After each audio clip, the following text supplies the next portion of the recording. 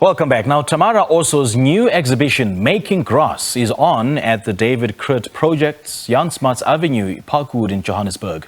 The exhibition comprises drawings and prints and opened up with a performance art piece which explicated the thinking behind the exhibition and the processes involved in making some of the works. Osso began her career as a ballet dancer, and it was years before she was even exposed to Afro-fusion. But while dancing professionally, she was always drawing, so it was a natural progression to study fine arts at the Wits University. Making Grass is an extraordinary body of work, manifest from combining gesture, movement and dance with visual arts and the process of exploring possible relationships between these forms.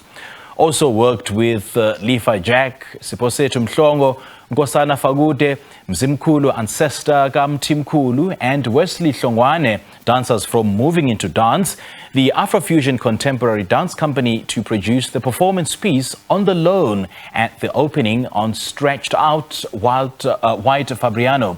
Tamara also joins us now via Zoom to tell us more about this. A very good morning to you, Tamara. Thank you so much for joining us. Welcome to Morning Live. Thank you. Thank you so much. I'm so happy to be here. It's an absolute pleasure having you. And beautiful concept this is, by the way. What was the inspiration behind Making Grass?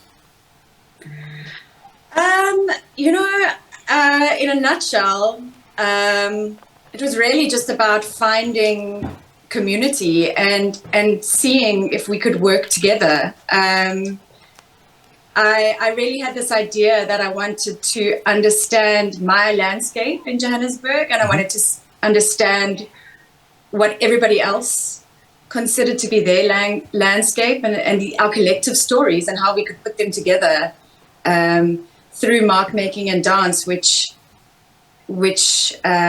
connect us. You know, this is our connection. Dance is our connection. Drawing is our connection to the land. So it started off as an experiment. Mm-hmm. Tell us more about this experiment. I mean, tell us more about the dancers' movements and how this produced a series of mark making in ground charcoal.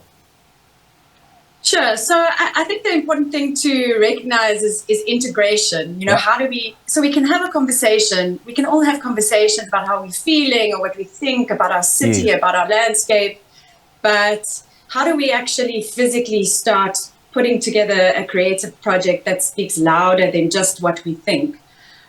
So I'm an artist, I'm a painter, and I started making the dancers draw, which was not what they're used to, right? Mm-hmm. So we started drawing pictures and started to understand what drawing meant in relationship to dance, basically. You know, what happens when you draw and you have a 2D image, and then you take that 2D image and you create a 3D story. You know, what is that interaction that happens between something that kind of sits on the table and is passive, and then suddenly you have to make it come to life.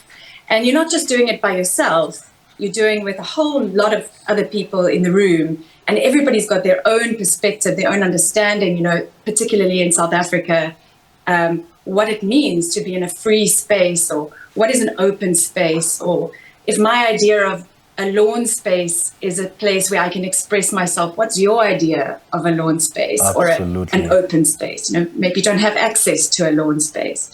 So it was really about negotiating everybody's own identity and their own concept of what it means to be in this crazy landscape that we're currently living in. You know, Tamara, what I like about these paintings and prints is that they sort of speak to the process involved in creating personal meanings and, you know, both individually and collectively, of course, through dance, language and mark making, that is. How did you go about achieving this goal? I think the languages speak to one another. So these languages, they're silent languages, you know, drawing and dance. You don't use your voice, you don't use your words, you use images, and you use the feelings in your body to describe what it is that you want to say. And I think this is really important because, you know, when you're working together, you're doing, it's an act. We're acting, and we're combining what we feel and how we see. So this this idea of integration. You know, how we can have conversations, but how do we take that conversation to the next level? I think through drawing and through this process, if you go and you have a look at the exhibition at David Krut, I would like you to have a sense of freedom. There was a sense of freedom. There was a sense of play in how we were interacting together. We had to hold space for one another. I spoke about this a lot at the opening of the exhibition. How do you hold space for people? How can I tell you my project, and how do you listen to that? But how do you respond and let me and you start working together? It needs to be reciprocal. You know, we have to have a reciprocal relationship. And I think the drawing aspect and the dance aspect really do allow for that space to be held. And it gives everybody the opportunity to have a voice and to talk about where they are and how their identity fits into a bigger picture. So it was a challenge. I mean, it's a challenge to make a collective story. It's a challenge to work together when you're from disparate backgrounds, when you're from, you know, all over South Africa, you speak different languages. But this is our challenge in South Africa, and it's kind of exciting when you start working, when you actually start doing the work around how to communicate. Can we find ways to communicate? And drawing, the arts are the perfect way to communicate. You know, you mentioned something so profound, Tamara, that, you know, we know that art itself is a conversation, but the big question is, how then do we take the conversation to another level? How do we subject that particular art form to further scrutiny, to further interpretation? And I quite like that nexus between you and dancers from moving into dance. So what was the brief? Yeah? How was it brought to life in the exhibition? Moving into Dance is a special organization. It's an NGO in downtown Joburg in Newtown. I've been working in Newtown for a very long time. Sylvia Glasser, who originally started moving into dance, was quite an extraordinary woman. But they really, I have to speak a little bit about access and who, you know, how do you access things in Johannesburg, and then maybe you can elevate them. But they were extremely open to me accessing their space. I went into their space and asked them if I could teach ballet class. I mean, I was a ballet dancer by trade, and ballet and contemporary dance. I worked in musicals. So my exposure to Afro-fusion was really limited.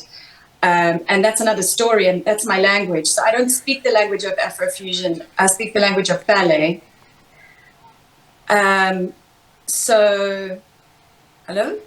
Yeah, go ahead. Oh, sorry. I thought I got cut off. So it was again another layer to the story, because I went into moving into dance studios and said, can I come and teach a ballet class, or can I come and do class, and then maybe I can have some time with the dancers, and maybe we can work together to try and create this idea that I have, this concept about making grass together. And, you know, originally I wanted to go into downtown Joburg and make a lawn, which was a terrible idea. You know, it was just a terrible idea because, it's a terrible idea because lawn spaces require maintenance.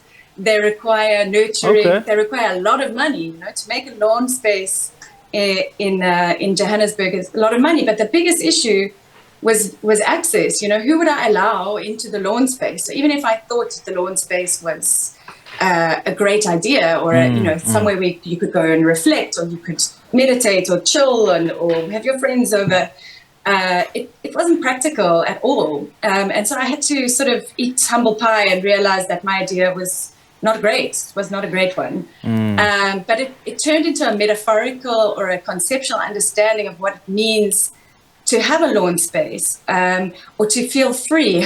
When do you feel free in a landscape as complicated as our landscape? So the moving into dance studio, the actual dance studio, became the lawn. It became the lawn. Tamara, we are out of time, unfortunately, but I love this. I absolutely do. Thank you so much for joining us. Thank you so much for having me. Great stuff. Well, that was fine artist Tamara Osso speaking to us about her exhibition Making Grass that's currently running at David Krut Projects in Smuts Avenue, Parkwood, until August the 12th.